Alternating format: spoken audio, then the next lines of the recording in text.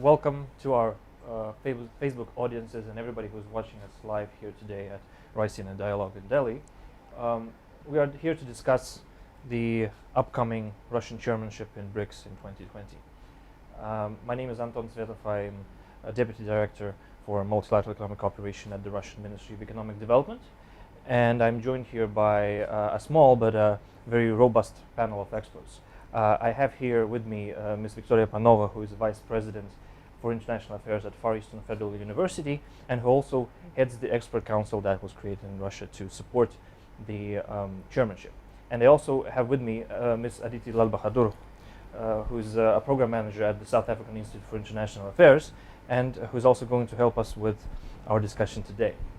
Now, I would like to start with a very short introduction of the issues at hand, and I will use my power as a moderator to give a short 3-minute introduction on the priorities ahead of us. Now, 2020 doesn't promise to be a very easy year for the global economy, and we are looking at a global slowdown in the economic growth. At least the current projection is 2.5%, which is not very fast. Of course, we have trade tensions that do not seem to dissipate anytime soon, and we have structural issues of sustainability and global challenges in abundance. Now, for the Russian chairmanship of BRICS, what we attach particularly great importance to, and I will talk about the economic track in particular, is updating a very important document, which is the BRICS Strategy for Economic Partnership. Now, this is a document that sets the priorities for our cooperation and what is happening, and we are looking particularly into the contribution that BRICS as a club, as a grouping, can make to solving the issues at hand and issues that are specific for the 5 countries as large emerging economies. Now, the number one thing that we're looking at is, of course, promoting seamless trade and investment. We hope to foster support to the multilateral trading system, which is in a situation short of a crisis, but definitely in a very tough place right now. We're looking at supporting SMEs and small medium enterprises, especially in their aspiration to join the club of global companies and companies who can afford to export and import and interact in global value chains. The second large swath of issues that we are covering is an innovative economy that is also human-centered. And here, of course, we look at issues of emerging technologies, particularly the use of AI in the economy and in public administration. We look at e-commerce platforms, we look at digital trade. We think that these are some very important issues for BRICS countries in particular. And of course, we try to address the skills issue of this and trying to address the issue of the digital divide, which is seems like a very possible byproduct of technological development.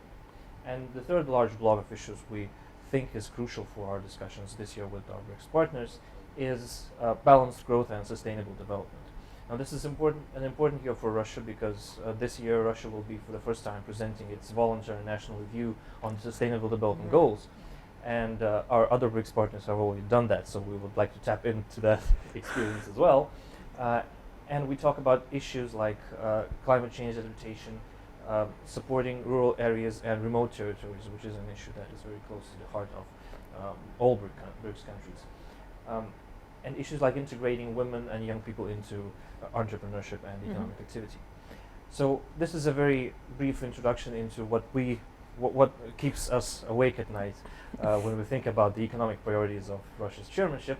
So right now, maybe I would like to ask, first to start off with Victoria, do you think that these priorities reflect the challenges that are at hand for BRICS countries, and how useful can BRICS be for addressing challenges at a global level that exists these days for large emerging economies? Thank you, Anton. I think very comprehensive introduction on this particular area, but let me remind to the audience that we in fact have 3 main bulks of priority areas that we are going to deal with during the Russian chairmanship.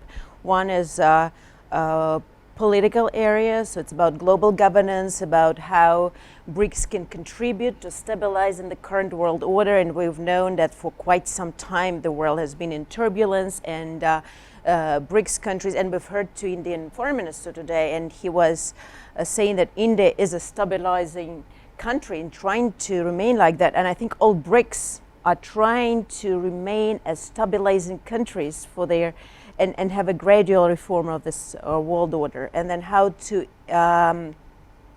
invite other countries that are willing to become prosperous, to go for sustainable development, to go for multilateralism, for fair and equitable cooperation, how to invite them. So that's why we're talking about BRICS Outreach, BRICS Plus issues. So this is quite important not to forget about this particular political track, and also third track, cultural issues, humanitarian cooperation. And why I'm mentioning all that, you remember, yes, Russia was the initiator of the meetings of the BRIC and then BRICS. And what we have from the very start is necessity to make sure that all countries have their, as you mentioned, national interests, national considerations taken into account in a very responsible but also cooperative and constructive manner. And although it was Russian initiative, all the 5 countries equally are interested in this format.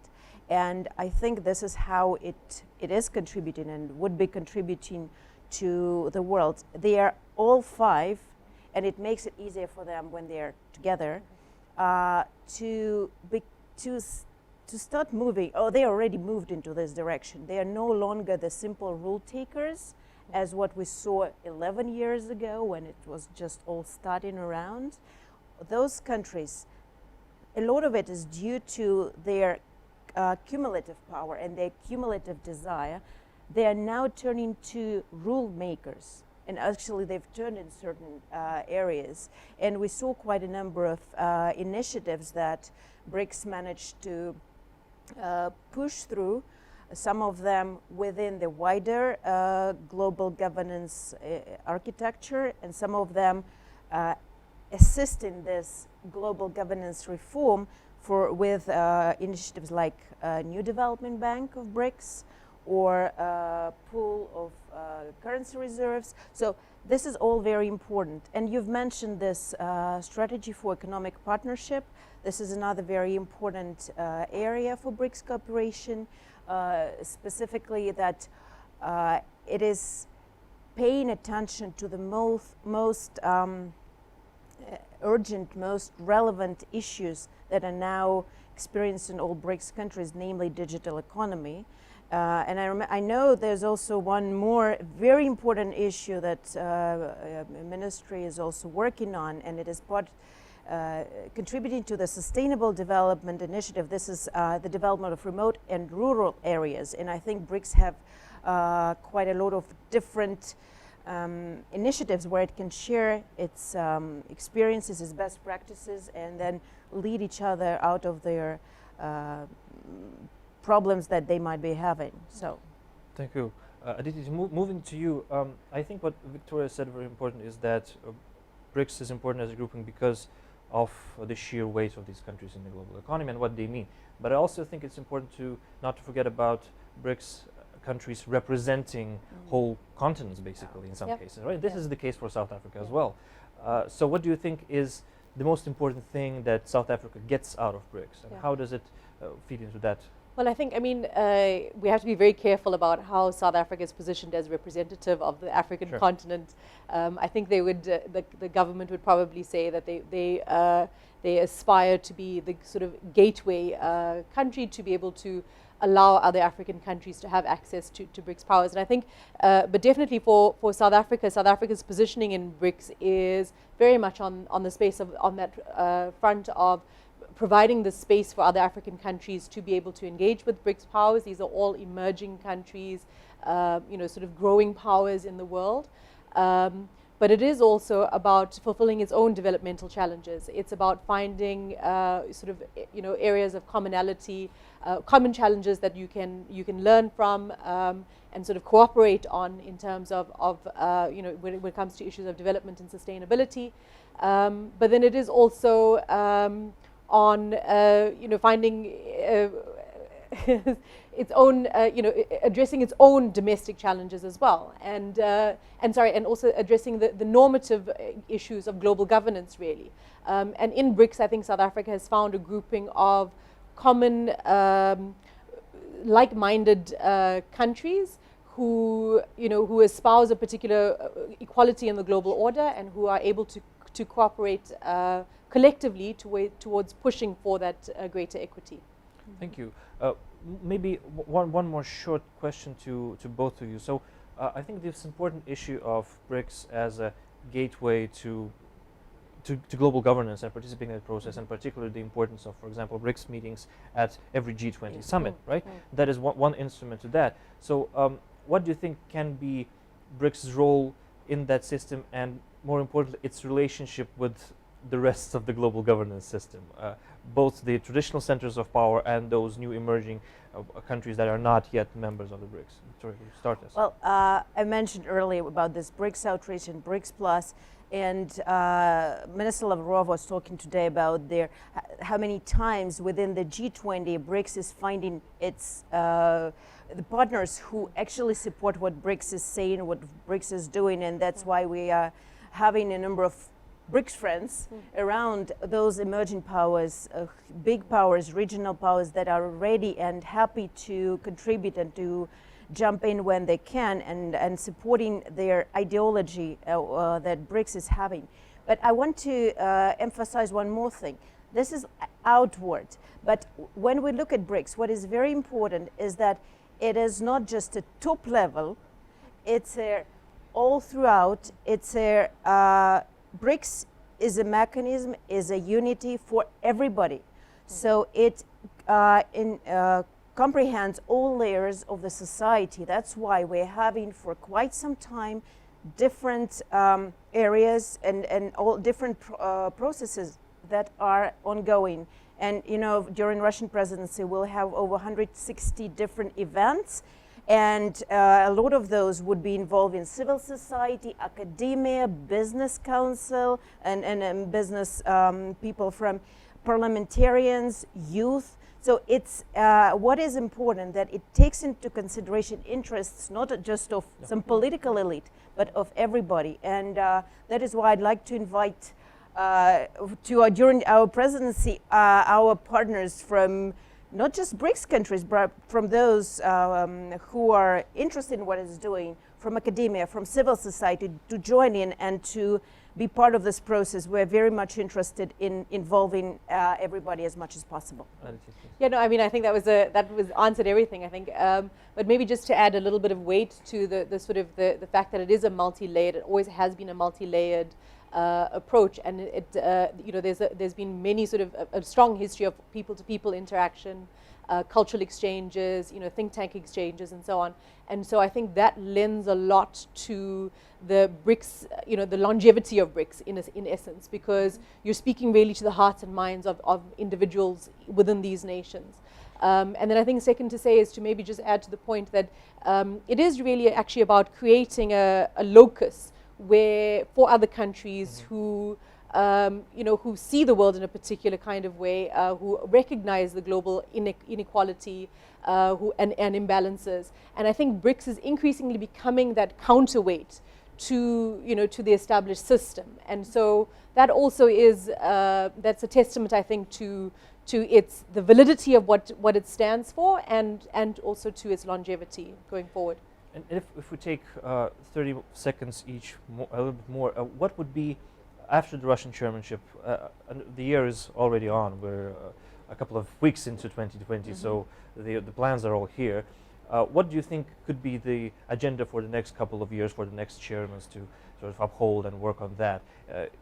Considering the things we've talked about today would be successful under the Russian chairmanship. So what's next for BRICS next year? Aditi, you start. I think for me, coming from a very sort of African perspective, I really would like to see a greater interaction from the BRICS countries on peace and security issues, collaboration on, particularly on the African continent. As you will know, we are in the year 2020, and the African Union has a program called Silencing the Guns 2020, which is by which they had aimed to end war on the continent by this year. And obviously that's not going to take place. So I think that there's a lot of scope to be had for greater collaboration on issues of peace and security, a continued sort of intergovernmental exchange, and I think continuing to deepen ties between the countries and BRICS.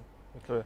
I think what's most important is that all the decisions that we're having, be it in energy area, which is also actually we forgot to mention would be one of the important ones, be it economic partnership strategy, be it peace and security, the role of the UN and the reform of their of the current order, or humanitarian context. What is important is that we make sure that we continue, that we not just monitor, but that we implement what's been decided by the leaders and on other levels, because this would make show that BRICS is a serious mechanism that is ready to uphold and answer to global challenges and be the important actor that is ready, maybe not to counter, but to be their foundation for prosperous world. Thank you.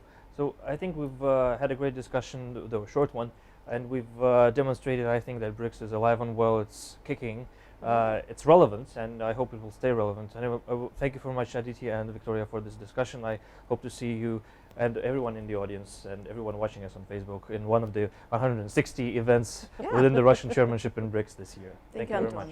Thank you. Thank you.